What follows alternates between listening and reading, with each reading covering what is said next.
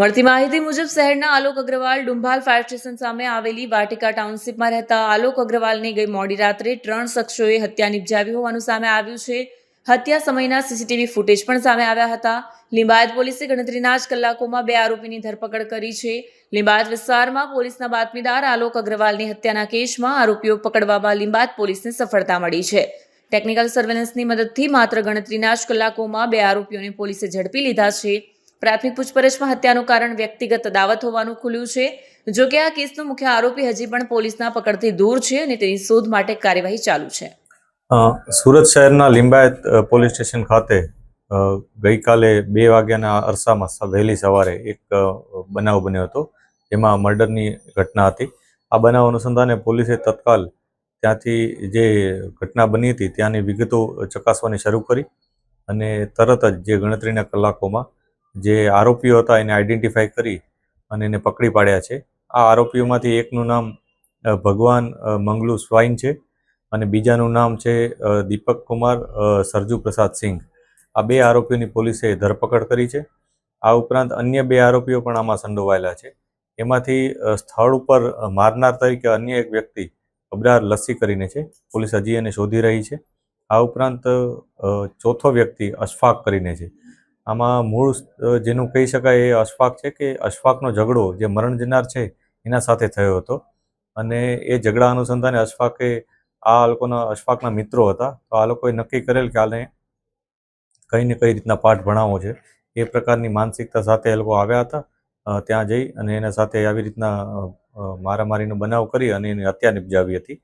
આ બનાવ અનુસંધાને પોલીસે અન્ય જે 2 આરોપીઓ છે એની પણ ધરપકડની અત્યારે પ્રક્રિયા ચાલુ છે. જે ઘટના છે એમાં 2 આરોપીઓ જે પકડાયા છે, દીપક કુમાર અને ભગવાન મંગલુ સ્વાઈન, આ બંને વિરુદ્ધ અગાઉ પણ એક ગુના છે, જેમાંથી દીપક કુમાર વિરુદ્ધ ડિંડોલી ખાતે કોરોના વખતેનો જે 188નો કેસ હતો એ અને જે જાહેરમાં જુગાર રમીને કરતો હતો એ પ્રકારનો કેસ નોંધાયેલો છે. આ ઉપરાંત જે અન્ય વ્યક્તિ છે ભગવાન સ્વાઈન, એના વિરુદ્ધ 135 જીપી એક્ટ 135નો ગુનો નોંધાયેલો છે.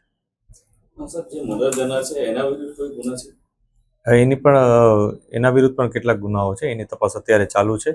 આ ઉપરાંત અન્ય જે લોકો સંકળાયેલા છે એના વિરુદ્ધ પણ અમે જે તપાસી રહ્યા છીએ કે એમાં કોણ કયા પ્રકારના ગુનાઓમાં સામેલ હતા.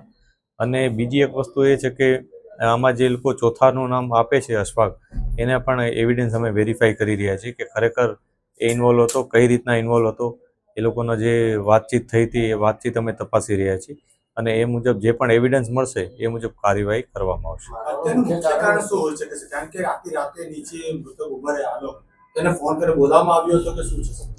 જે ઘટના છે એ જે સ્થળે બની છે એ જે મૃતક છે એ ત્યાં જ રહે છે અને એ રૂટીનમાં ત્યાં બેસી જ રહેતો હતો.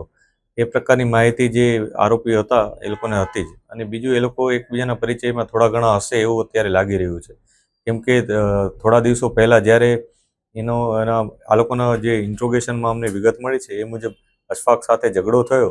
એ ઝઘડાનું એક જાતનું વેર લેવા માટે જ આ પ્રકારની ઘટનાને અંજામ આપવા હોવાનું અત્યારે અમને જણાય છે, કેમ કે જે બાબતો ઇન્ટ્રોગેશનમાં મળી એની સાથે સાથે જે પુરાવાઓ મળી રહ્યા છે એ ઘણા બધા એકબીજાને મેચ કરે છે.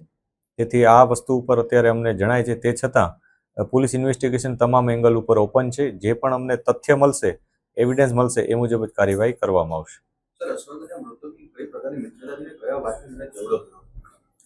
અશફાકનું ઝઘડો કયા વાતને લઈને થયો હતો એ બાબત તો જ્યારે અમે અશફાકને પકડશું ત્યારે જ અમે કહી શકશું. અને આ લોકો તો એના મિત્રો હતા એટલે એની સાથે રહેતા હતા, એટલે અશફાકના કહેવાથી કર્યું છે એ પ્રકારની પ્રાઇમરી વિગત અમને આપી છે, કેમ કે આરોપીઓ અત્યારે જે બોલે છે એને અમારે એવિડન્સ સાથે ક્રોસ વેરીફાઈ કરીને જ આગળની કાર્યવાહી કરવાની હોય છે.